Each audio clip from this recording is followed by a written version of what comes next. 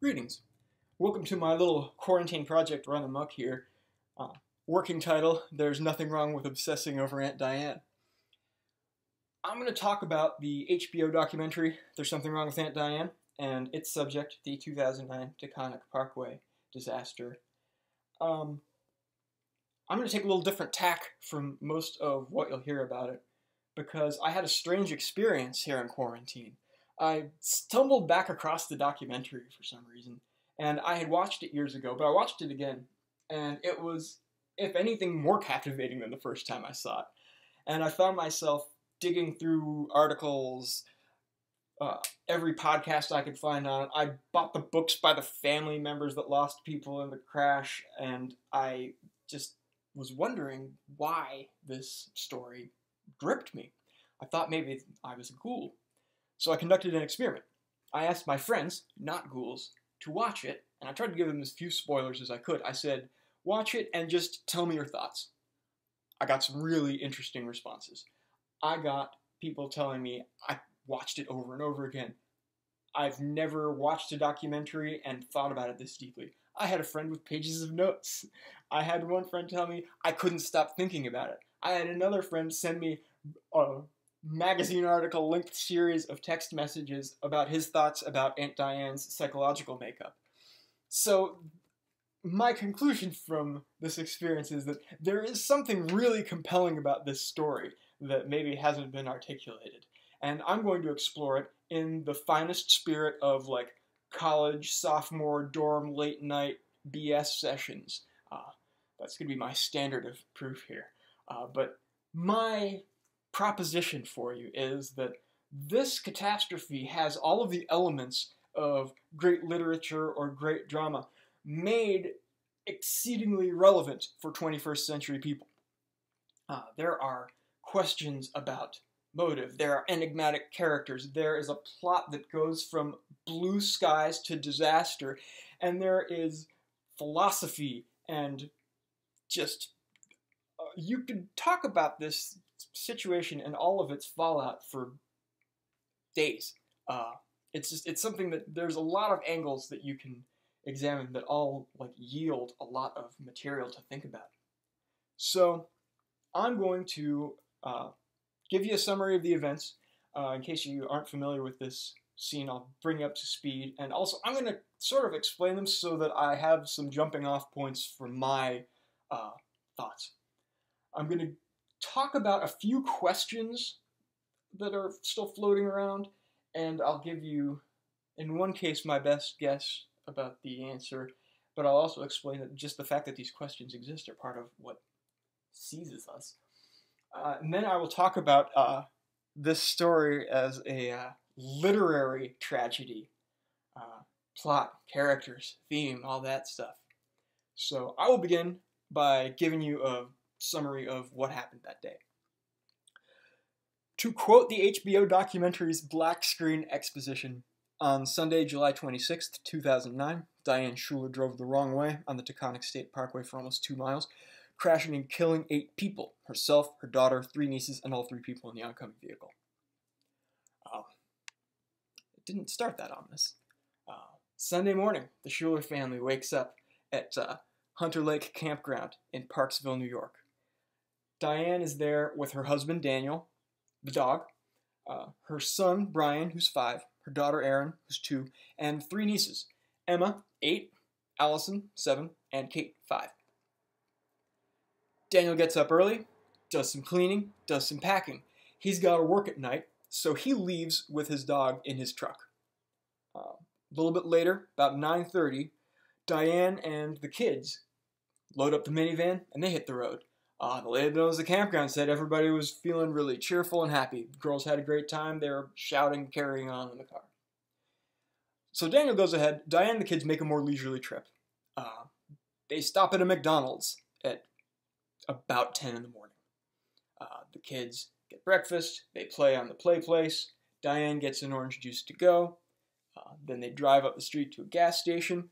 Diane is on the closed-circuit TV scene. She goes in for just a minute or so, looks around, asks the clerk for something. He later tells the police that she was asking about a particular over-the-counter pain pill. They don't have it, so she leaves. The surveillance camera says 10:50, and they get on the highway. Emma calls her father at about 11:37, saying they're running a little late. I'm going to make a quick comment about the timeline here. The trip duration has been a subject of, I don't want to say debate, because some people are just straight up wrong. Let's take a look at Google Maps, right? People say this trip took 30 minutes, but it's actually a 2-hour trip. Some people also say 2 hours in their defense. They leave Parksville, New York, where the campground is, and they're going to Floral Park, New York, which is on Long Island. It's a suburb where the Hanses live, to make a vehicle swap, because Diane is driving her sister's minivan. Diane doesn't have a minivan, can't haul all the kids in her car. Then Diane's going to pick up her Jeep and take her kids back to West Babylon, which is another 50 miles away. Okay? This is a 2-hour trip, 2 and change, we'll call it. And that's not even considering whatever the nightmare of Metro New York traffic is. I am not a native. I have minimal experience with it, thank God. So, blue sky, no storm clouds on the horizon. The biggest source of stress we have is the oldest niece, Emma, has play practice at 1 p.m., so they want to make sure that they get home by then. So Emma makes this call at 11:37, calls her father, says they're running a little late. No big deal. But from this point on, tensions escalate. Along their route, which is, by my reckoning, New York Route 17 to US Route 6, to I-87, the New York Thruway, and across what was then the Tappan Zee Bridge, now the Mario Cuomo Bridge, and into Metro New York to take whatever path a native takes to get to Long Island from there. Along this path that they're taking, which is the routes and I-87 so far, drivers are reporting a van that matches the description of the van Schuler's driving hyper-aggressively. I'm not talking 15 over and following closely. I'm talking flashing the lights, honking the horn, passing on the shoulder aggressive. You know, somebody described her weaving through traffic with some precision. The minivan does other things too, like it takes the wrong exit at a service plaza. You know, it's one of those big rest areas off of a limited access interstate. You got a car's side and a truck's side, and she went down the truck side, somebody saw, then it looked like a woman got out of the van, matching Schuler's description, and was sick. There are other reports at different places and different times of, similarly, a van matching this description and a female matching Schuler's description, sick at the side of the road. We don't have any documentary, camera, whatever proof that this is Diane, but it's overwhelmingly likely that it is. Time check.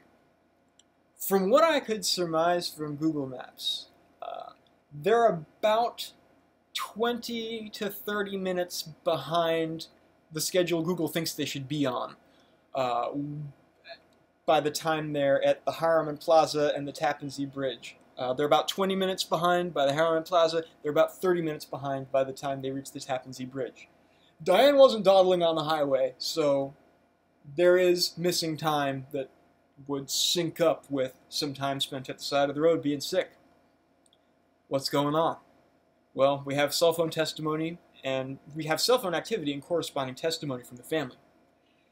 At 12:08, Jackie and Diane chat briefly, and Diane says they got a late start, no big deal. But at 1 p.m., the Hanses got a call from Emma.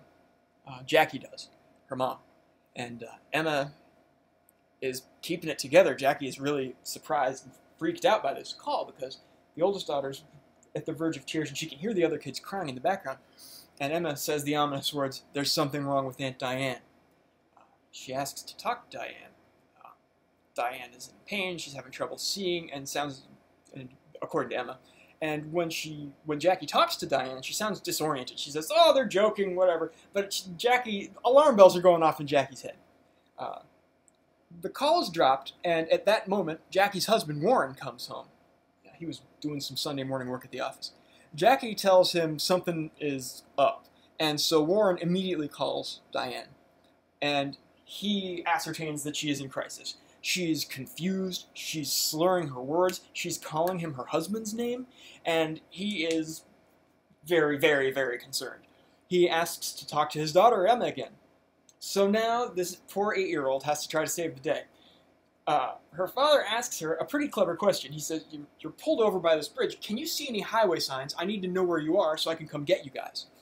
And Emma says she can see signs for Tarrytown and Sleepy Hollow, which means they're just on the east edge of the bridge, I guess, in a little pull-off area. Warren says, "Stay there. We're coming to get you." Hangs up the phone, calls his dad, says, "I'm coming to get you. We need an extra driver." Hops in his car, zooms off. In another universe, and a much happier story, Emma saves the day. Her father can rescue the family, get Diane the help that she needs.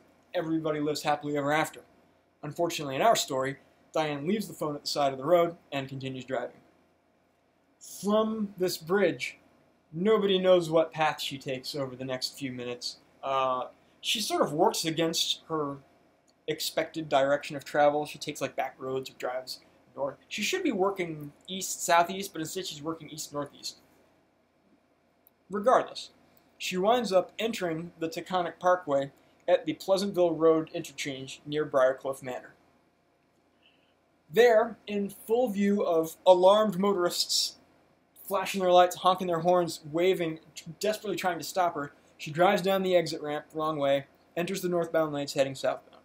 She drives for 1.7 miles, prompts numerous 911 calls, and then collides with a closing speed approaching 160 miles an hour with a Chevy Trailblazer occupied by a father and son and their friend, Guy and Michael Bastardi, and their friend Daniel Longo.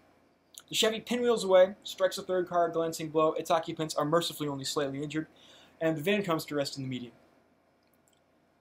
A large number of horrified onlookers rush to the scene, but with a closing speed like that, only 5-year-old Brian Schuler survived, and it's kind of surprising he did. One of his cousins is still alive after the initial impact, which he passes away shortly after. The Good Samaritans and first responders behold a scene of overwhelming horror. As one fireman puts it in the HBO documentary, he says, "A lot of people stopped to help, and some people just stood there screaming." It's front page news. It's the cliche is every parent's nightmare, but it's just a hideous scene. It reminds you a little bit of the forces at work when you're out there on the road. It's just mangled cars. The van bursts into flames after the crash, so it leaves an even more dramatic residue on the median. People wonder what happened. What could have caused this to happen? Like, did Diane have a stroke or a seizure, or did she go completely insane? What happened? She has an autopsy done. It uncovers no medical condition, so far as it can, that would have caused this impairment. And then on August 4th, her toxicology reports come back, and Diane's blood alcohol content was 0.19, and she had a high level of THC in her blood also. So it turns out that this consummate disaster has been orchestrated by a drunk and stoned supermom. There's more to the story, and it seems like it always gets worse. There's a whole new plot that starts here where Diane's family undergoes a complete system failure, especially her husband, Daniel. He loses it, as you might expect, but he doesn't react the way you would expect. He immediately finds an absolutely repulsive, sort of PR-oriented attorney, Dominic Barbara, and they go public, and he denies everything. He says, Diane never could have used alcohol or marijuana. She was the perfect wife, the perfect mother, the perfect aunt. He'll never have anything to say against her forever and ever, amen. And the public's jaw drops at this.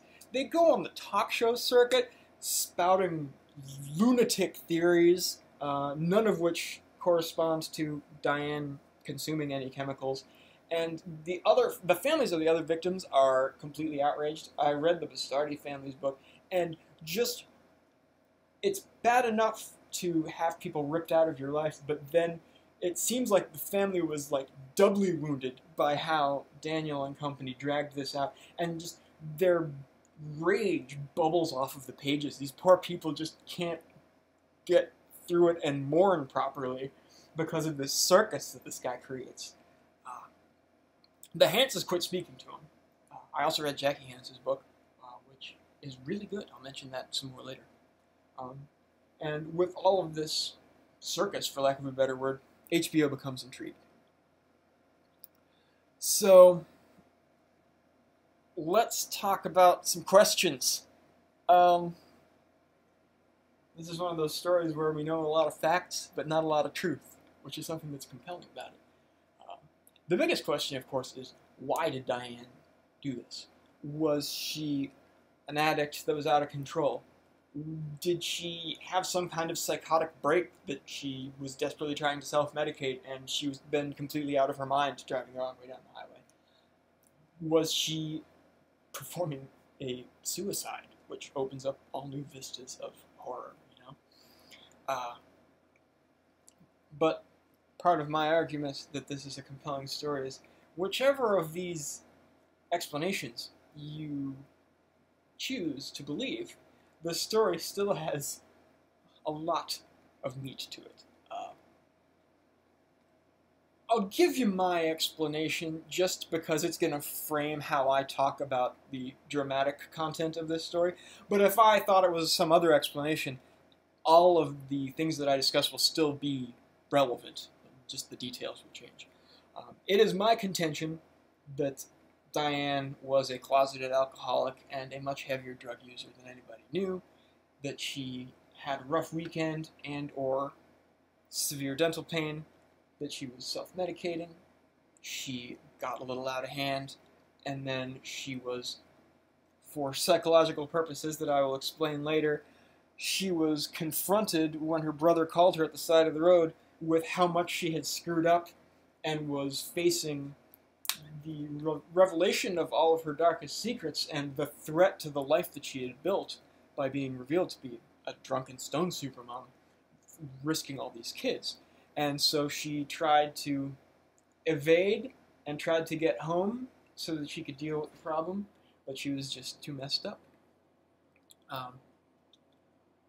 There are arguments that go against it, but I think when you look at Diane's actions, specifically how she acts on the phone and the fact that she leaves the phone and then sort of drives off in an unknown direction, taking side roads most likely to get to her unfortunate entry point, it seems kind of like an addict that's desperately trying to buy time and evade. She knows her brother is coming for her. She has to sort of get away to avoid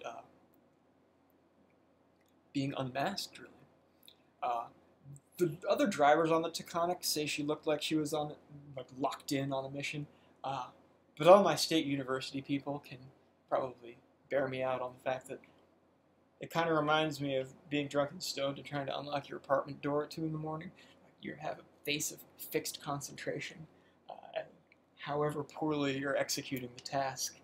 But really, she doesn't have characteristics of like a family annihilator, because it wouldn't just be a suicide, it would be a murder-suicide of multiple children that by all accounts she loved dearly.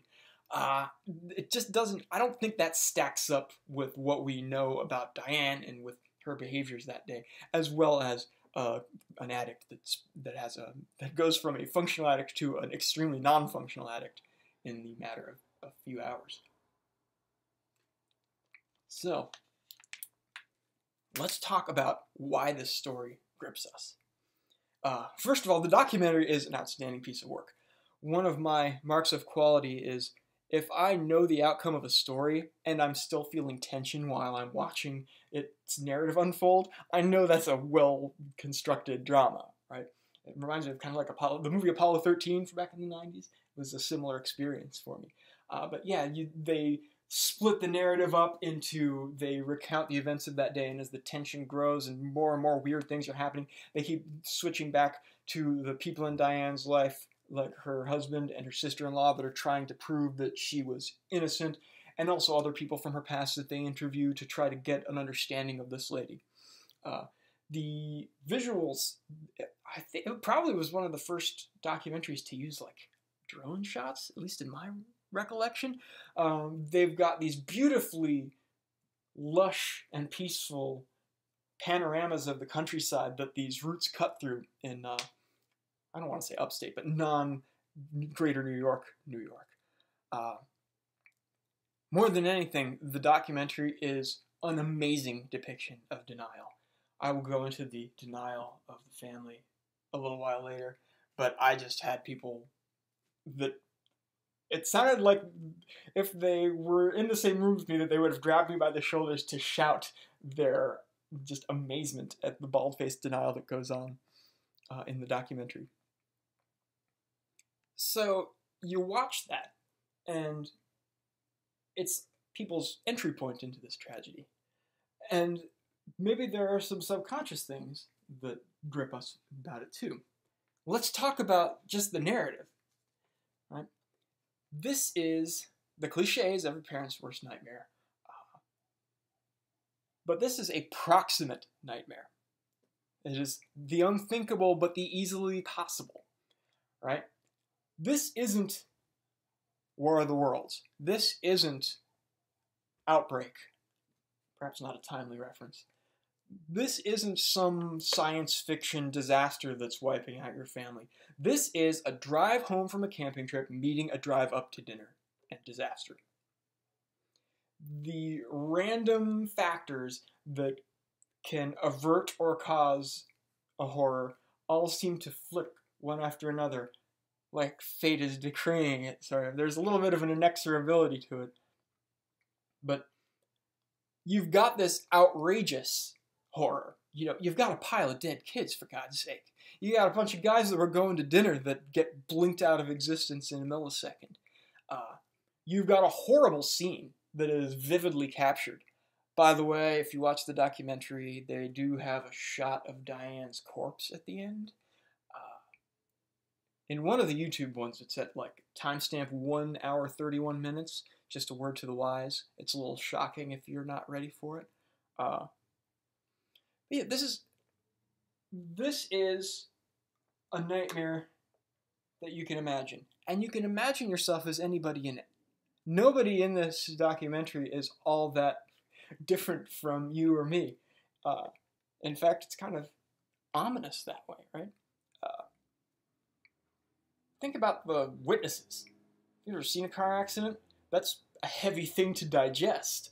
And then if you start to think about how would I react when I stop at an accident to try to see what I can do and it looks like it might be serious, and then I run up to the car and there's a pile of dead and dying children in it. That's unthinkable but easily imagined. One of the Good Samaritans is interviewed in the documentary towards the end, and he's sobbing while he tells the story. It's absolutely gut-wrenching to listen to this guy talk about how he drags the little broken girl out of the van and he lays her down, and he doesn't know, he's not some doctor or whatever, he's just praying over her hoping that he's going to get a pulse, and she doesn't get a pulse, you know. Everybody, even tangentially associated with this story, is really marked by the tragedy. They talk to other drivers that saw the van behaving aggressively, and they're like, I wish I had done something, I had no idea. There's also an apocryphal story about the first responders. There are these two old crusty cops talking one day, and one of them says, I think I've just about seen everything in my career. And old crusty cop number 2 says, have you ever read the Taconic File? And old crusty cop number 1 says, I haven't. And old crusty cop number 2 says, do me a favor, never ever do it. There are other people in this story that we can imagine ourselves as too, which is a little grim for us, which is enablers. If it's true that Diane is an alcoholic, there are people that play ball, as I'll discuss, that kind of make it possible for a functional alcoholic to function. And that's a grim thing to imagine too, because you know, if you've ever let a buddy go home when they had too much to drink, you start to sort of map yourself into their shoes, and it's pretty gruesome. What else about this story?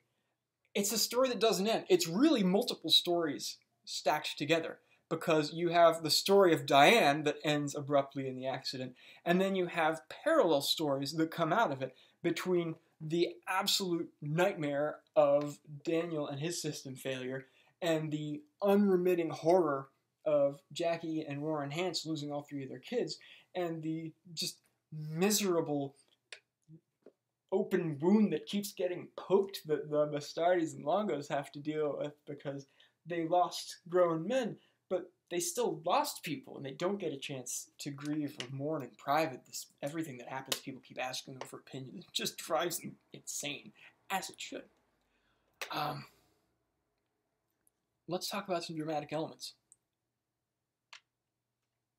Let's talk about the setting. We've already referenced it. It's ordinary. It's unthreatening. It's a camping trip that they've taken for years. They have their rented spot at the campgrounds. This was their first trip of the summer. It's a minivan. It's Jackie Hance's living room where she picks up the phone. Ordinary. The plot. I talked about how it was a catastrophe of unparalleled magnitude and great proximity. But the tension builds quickly, and you go from severe clear to what is going on to the die is cast in a matter of minutes. That's really striking to me. It's fascinating that's how small that sliver of difference is between function and disaster in this case. You go from Emma reads the highway sign to her father, and her father's like, "Stay there, I'm on my way," and you think that the cavalry's coming to save the day, but Diane tosses that phone to the Jersey barrier, and that's it, right? There are layers to this story, too, because while the narrative of that day is well known, we can start, if we move off of the documentary in particular, we can start imagining the unseen life of Diane. And we can imagine the misery behind the scenes in her life and in her world. We can also imagine the misery behind the scenes in the post-crash world for the survivors. The theme, like a lot of great literature, we could argue about the theme for some time. Most of the discussion of this tragedy sort of uses this as a fulcrum, and I think that I will lay off of throwing any ideas out there because I was so taken by the character of Diane as a literary construction that I didn't really... There's so much going on here that I don't want to venture a theme. Right? Characters. Right? We've got Emma, the little heroic girl that's just tear-jerking, right? You have people like the mom of the girls, Jackie Hance, who has near ringside seats but are powerless to help. You have these players in the documentary after the fact where you've got everybody from Barbara the lawyer, who will be mentioned later, the villains portion of this program, to people like the doctors that HBO brings in, the forensic pathologists and the forensic psychiatrists that try to digest this case and make some sense out of it, and if possible, help the Schuler family. And man, is there some conflict in here, but we'll get to that.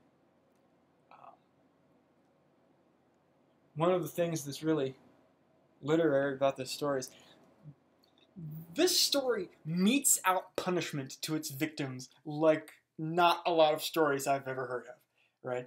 You've got the outsized horrors that the Hanses and the Longos and the Bastardes go through. You've got Brian, who is the only survivor of the accident. He's seriously injured, has some permanent neurological damage, but it's not like handicapping, was the impression I got from the documentary. He has to do a lot of therapy. He's going to have a rough life maybe, but he's going to be a functional person, it would seem. Daniel loses his wife, his daughter, and then his wife / soulmate / favorite person on earth is crucified in the news. Other people are punished. Everyone who knew Diane, as I'll discuss, she's a very popular person. They talk to these people that just loved her. And they have to digest this misery of not only is she gone, but also she went out in a really, really grim way. And I'll add something that nobody's really talked about is those little kids knew something was wrong for a while. The crash happened around 1:30, and at 1 o'clock they're all crying in that van. I don't want to explore too deeply the feelings of kids whose beloved and trusted adult figure is coming unglued before their eyes. That's really, that's a tough one to contemplate.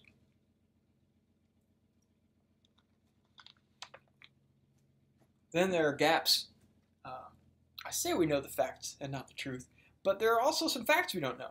We don't know what happened that morning at the campground. We don't know if Diane was feeling ill. We don't know if she had a fight with Daniel.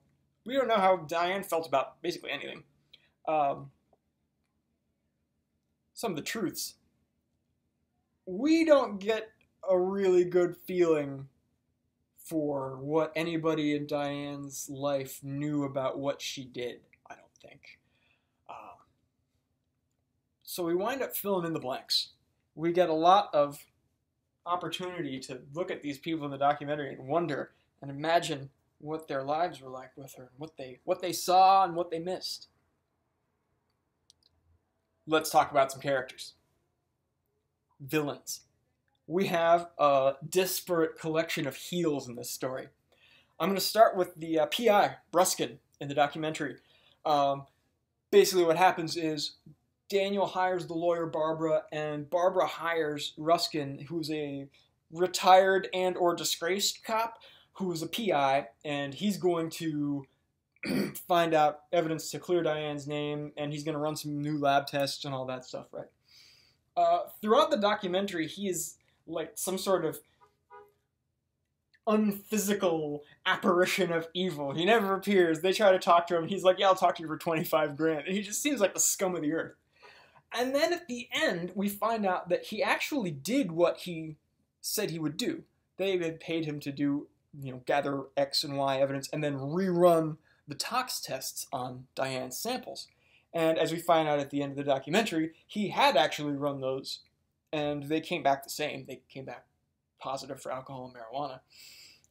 But all throughout, Barbara the lawyer and Daniel are just saying, oh yeah, he took our money and disappeared. So you don't know if that's a denial thing or what. But Ruskin is not a dude you want to have date your sister. But at the end, you kind of confront him as he's a guy that did a job that he was paid to do. He didn't screw the people over that hired him. Now, the job that he was paid to do did nothing but cause harm and misery to the families of the other victims. It did nothing but obfuscate a tragedy that people need to confront the truth about to process and grieve properly. But he did do the job that he was supposed to do. There is a significantly less ambiguous villain in the person of Barbara the lawyer. One of my friends described him as every nasty stereotype about lawyers rolled up into one disgusting, fooped, possibly jaundiced prick. He is the slimiest of the slimy. He is the one that kind of conducts this orchestra of media lunacy that Daniel embarks on. He's the one that drags Daniel and Jay onto Larry King. Excuse me. He's the one that posits these lunatic theories. And he actually has a point when he's talking to HBO. He says, you wouldn't be here without me. He understands the game. But an interesting thing about him is they are talking about Ruskin and the samples, right? And when HBO asks him about the samples towards the end of the documentary, he calls in his paralegal to answer the question to say, no, he didn't drop them off. When in fact he did. So I wonder if he wanted to make sure that he wasn't caught on camera telling that particular lie. Just an interesting thing I noticed. Well, he's a slimeball. He's repulsive. Next. How about Jay Schuler? You might be surprised that I'm including her here. She is absolutely a victim and absolutely, in some respects, a very sympathetic character. She lost... It sounds like Diane was kind of her hero. At one point she says, yeah, Diane asked me to be godfather of one of her children. And I was like, she really likes me. But she is taking part in this lunatic, this fool's errand to try to clear Diane's name, just in the absolute depths of denial and unwilling to come out of it. She's wreaking havoc with this. She's also, I'm not sure how she's pitching in to help raise Brian, but she's spending a whole ton of time there. And so Daniel is basically relieved of his fathering responsibilities, but she's kind of like shivving him in the back here and there. It doesn't seem like a very healthy environment for the young Brian to be growing up in. Her flaws and her misdeeds are understandable. They don't arise from malice, they arise from pain. But she's still, she's still expanding the tragedy. Then we've got Daniel. I'm going to give you a name regarding Daniel, and I'd like you to cogitate on it. Paul Blart Mallcop. This guy he's like a night shift, unarmed or armed, I can't remember, security guard that is not actually a cop. And there's an excellent podcast about this by a gentleman named Jeff Tarowski, and he just rips this guy to shreds, just blasts him. I'm going to help him reload. Daniel is a man baby. He has none of the recognizable traits of manhood, no generosity of spirit, no energy, no thoughtfulness. He's sitting here, and obviously he's been just catastrophically wounded by this disaster, but he sits here and he's telling Jay that he's pissed because he's left raising Brian and he never wanted children. Like, I'm sure that's going to do great work on Brian's psyche now that he's old enough to watch and digest what's going on here. So he didn't want children, but he had 2 of them with Diane. He's an amazingly shallow creation. They ask him about his relationship with Diane, and what did they talk about? And I was laughing at him. I thought he was joking, because he's like, oh yeah, we got along good. We talk about lots of things. If I need to mow the lawn or fix the stairs. I thought I had in my notes, is he handicapped?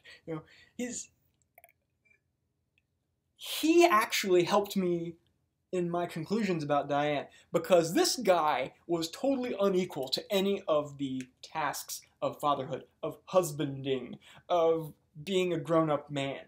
And it made me realize that it was important.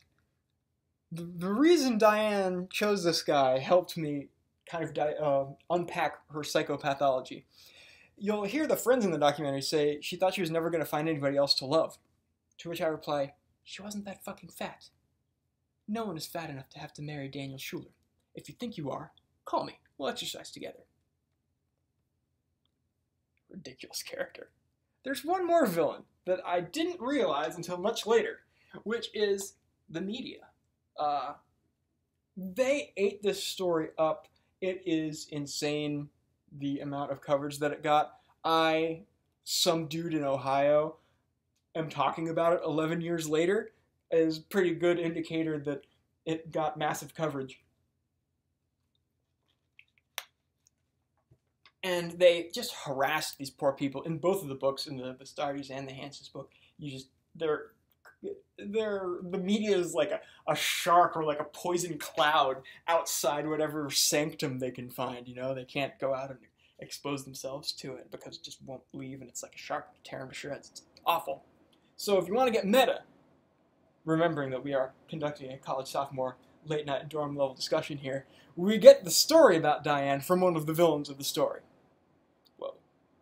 Yeah, Jackie Hans mentions that she found out that HBO was going to do a documentary in her book and she hit the ceiling. Let's move on to our next point here, which is, let's talk about the greatest character in this work, Diane. Diane is a tragic hero in the dramatic sense. She is the protagonist that is undone by a fatal flaw. She has this background of trauma when she was a kid. She was 9 years old and her mom left. And she never really talked about it. Well, let me rephrase that. She really never talked about it. And she never reconciled with her mom, even though at least most of her brothers, and perhaps all of her older brothers did. Diane was the youngest of the family. Otherwise, as a kid, she was pretty beloved. She was lively, she was funny. Her friends from high school describe her as the center of attention without meaning to be. And there's room to argue this for sure. I got the impression when they talked about her, especially her younger years, that it wasn't just denial and beatification of people talking. I thought that it was a pretty legit description of a young person. Diane is an amazing professional and personal success. She gets a technically oriented education, and she goes into business, and she rises to, by the time she's 36 at the time of her death, and she's already I think she's the chief of collections and billing for a cable company. I think it's the job title. But she's making six figures. She is an executive, not a C-level one, but you listen to some of her coworkers, and they're like, yeah, she was take charge to the max. She's type A+++, right? They're like, anything that needed to get done, this is a running theme in her life, anything that needed to get done, Diane did to an A level every time, like clockwork. Other friends say they dropped their kid off at daycare or at kindergarten or whatever it was, and they were the first one in the parking lot or they were the second one in the parking lot, even though they lived around the corner. Diane was the first one in the parking lot, even though she lived like 20 minutes away or whatever from this place. And her kids were always impeccably groomed. Their clothes were ironed. They were like not a hair out of place. The house was perfect. She has time at the end of the day to make up a flip book of kid pictures and give it to Daniel's parents. It's really kind of nuts. She's like a super mom and then some. So my friends and I were wondering why. We don't have the kind of letters after our names to give you a psychiatric diagnosis or whatever. So we'll give you a college sophomore dorm literary analysis, which is she's trying to be her anti-mother. My friend went off on this when he was talking to me, and I think he's absolutely correct. So her mother wasn't there for her, so she decides to create a world that is immune to abandonment and where she will be there for everybody 100%. She's doing this out of love, even though it has tragic consequences in the end. But what I mean by this fortress world is she surrounds herself with people that won't leave her, won't challenge her, but are otherwise nice people, don't get me wrong, except for Daniel, he sucks. But she creates this life where everything is locked down, secure, everything's going to be okay. She's not leaving anybody. She knows what that does. She's not doing that to anybody. And she makes sure nobody's going to leave her. And she makes sure everybody is safe and everybody is taken care of. She does for everybody that she can what her mother couldn't do for her. There's a problem. When you create a world, because let me back that up for a second. All the people that they talk to in this documentary, they all have something in common. And not a one of them is the type of person that would tell Diane, no, don't do that. Not a one of them is a type A+++ person. Not a one of them, to my knowledge, was like a successful, kind of executive-ish professional person. Daniel relied on her. I mean, he made chicken scratch as a security guard. What's he going to do? Leave? No way. So, and it takes a special kind of person to confront addiction and to really be a positive force for that person that's suffering. A friend of mine put it really well. It's really easy to go along and get along, especially if the person is A, functional, and B, otherwise a really good person that you love. You don't want to light that. You don't want to light that torch. So what happened? The rot crept in. There's secrecy. There's a lot of secrecy in this family. I think some people, like Jackie Hance's story, it seemed like they legitimately didn't know that Diane routinely got screwed up. They talked to her coworkers, and they're like, yeah, we'd go drinking all the time. Her favorite drink was a screwdriver. And they don't talk about her acting like a college freshman or anything like that, but she likes a screwdriver. I mean, who drinks a screwdriver socially? I could be behind the times. None of these people are going to call her out. So the rot creeps in. Secrecy. Nobody knows what's running through her head. She never gets any counseling. And one of my friends put it really well. You can't control counseling. You can control self-medicating. There's also no bottom. She's such a quality person. This is part of the tragedy of it, is up until this day, Diane seems like a really good person. She's functional. There's no bottom, so the addiction is working for her. I'll add a little bit to that. Yeah, like, there's a funny thing about the way people talk about her, and it's one of those things that you just kind of get a feel for after you've known some people that were and were not monstrous and did not have people lying after they were gone.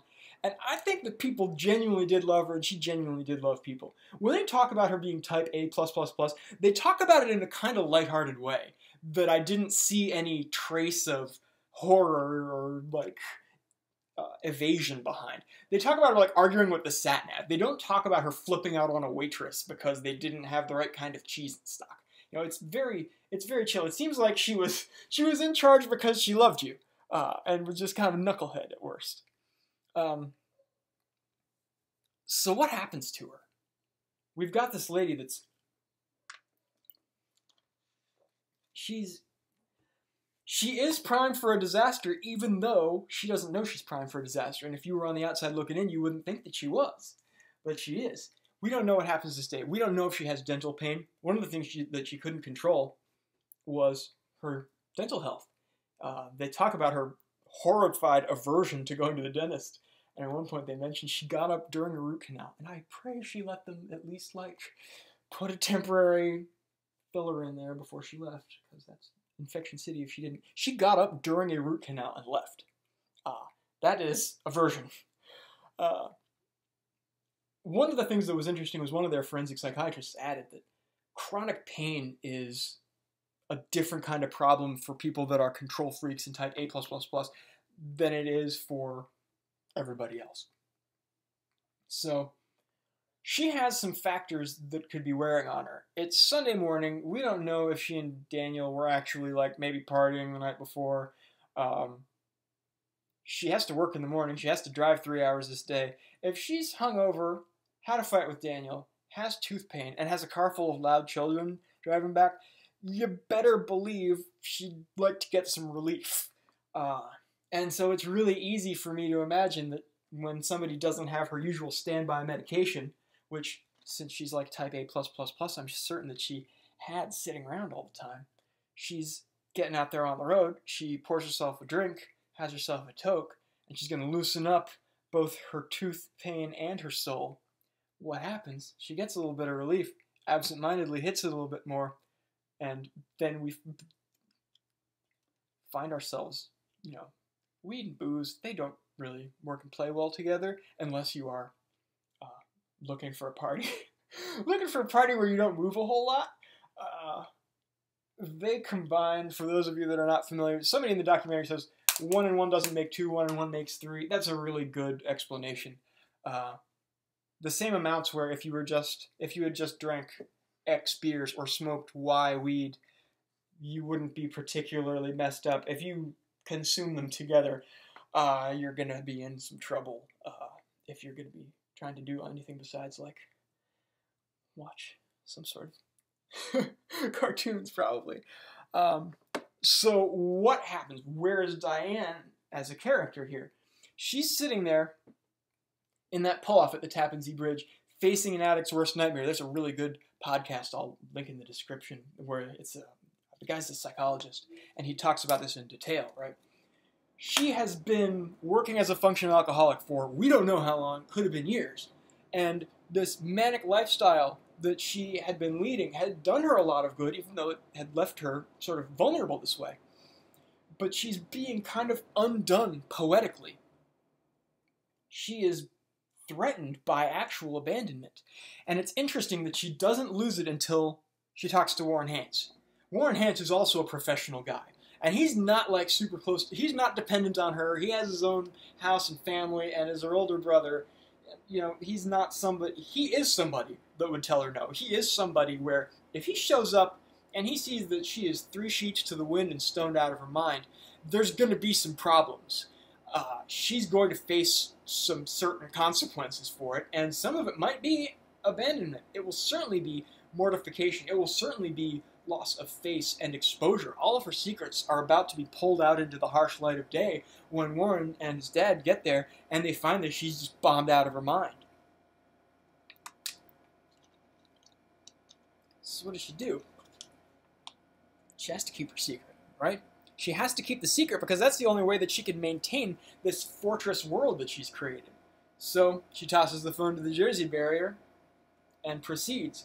And in the end, I owe my buddy props for this one. He points out that she is completely poetically undone because now she has left everyone even more profoundly than her mother left her. She has left them completely, taken a bunch of people with her, smeared her own name, made them all out to be fools, and shattered an entire world that was dependent on her. She's really a character that is undone completely. She gives you a lot to think about, Diane. And here's the deal, is I'm coming at this from the perspective that she's a functional alcoholic that has a rough weekend and becomes non-functional. If she suicides, it still works. Because any problem that she has mentally has to stem from the mother abandoning her, right? She follows and is undone by the same principles and flaws. You know, she breaks down from the stress of keeping this fortress world together. It's still the same genesis, and it's still the same tragic flaw that arises from her trying to do something good. She snaps, or she tries to avoid her or ignore the anger that she's been building up at people. It turns into repressed rage, and it triggers her to act out in this absolutely horrifying way. But as a character, she's still maybe even more catastrophically undone, because I think murder-suicide is probably a different level of philosophical difficulty to explain away than even a drunk driving mass killing like what she perpetrated. I'm going to circle back to Daniel a little bit here and mention that Daniel also serves as a tragic heel. You could, if you wanted to, rewrite the whole story from Daniel's perspective. You can imagine his many sins of omission and commission before this tragic day, and then you see there are things that he does right afterwards, like he goes and he snatches the camper and the boat from the campground and cleans them up, and the police never get to actually like search them, and then he embarks on this idiotic crusade. He's living out the falling action of Diane's disastrous climax really poorly, but Daniel is a I'd be hard-pressed to call him a tragic hero. I guess that's why in my notes I have him listed as tragic hero, or tragic heel. Not much good about that guy. But yeah, you can spin yarns. Like, what was he doing with her? One of the things that I wondered about Daniel, I was like, I figure that she found this schlub, for lack of a less inoffensive word, and she got a guy that was a sperm donor and that would fill in the husband/father portion in the pictures in the living room, and that would never ever leave. And that was all she needed because she got the rest covered. And I think that he was very willing to roll with that. I like where his parents say, yeah, Diane really had 3 kids. It was the 2 actual kids, and it was also her husband. But yeah, it was long after I watched it that I started to consider that Daniel himself, you can rewrite this story from different perspectives and have different tragic protagonists. We got some philosophy. Let's talk about guilt. Yikes, Diane. I mean, in the great tabulation of things, what do you got? Like, one of the forensic psychiatrists says, there's no these people are worried about, she's been demonized, so they try to turn her into an angel. There is evidence that Diane did X, but there's no evidence that she was a bad person. I want to slow his roll a little bit and say there was no evidence she was a bad person until that morning. It does sound like she did everything out of love, as imperfectly as she did. But I mean, come on, like, you can't just wish away killing a bunch of people, including yourself, through, at best, she was being reckless, right? And what's also very possible is she may have been self-aware that there was a drinking problem. This might not have been the first time that she drove around drunk and stoned, with a bunch of children in the car. We don't know. But she certainly faces some pretty serious charges. Obviously, it's even more catastrophically vile if she was doing murder-suicide, and that's just as grim as can be. It's really difficult to contemplate, especially in light of what a nice and beloved person she was otherwise. Then we've got the guilt for the enablers. I mean, you just see these people in this documentary, and there's got to be a reason why they're acting the way they do. And like my friend said, it's really easy to play ball with this kind of thing. So, mercifully, I've never had to confront this sort of thing, but I found myself imagining myself in their places. It's got to be rough to handle the fact that you played ball with somebody's addiction and then it wound up killing a bunch of children. We've got more guilt, too, though. We got guilt for Daniel, we got guilt for Jay, we got guilt for Barbara, Ruskin, and the whole media circus, which is ruining the grieving and mourning process for the Bastardis, the Longos, and the Hanses. If you don't give people space when they need space and time when they need time, and if you don't leave them with the impression that you're respecting the people that they lost, they're going to have some trouble processing that grief. I actually would wholeheartedly recommend Jackie Hance's book because she's a very nice lady. She's also a little, I mean, you can kind of see she's also not type A+++, but it is a really interesting documentation of her journey into the blackest abyss of despair and how she and Warren just survived for the longest time. And Daniel and the media just make everything worse at not at every turn, but every time they appear, they certainly do make it worse. And the Bastardis and Longos just, they were completely non-affiliated, and they can't catch any space from this. It's pretty miserable.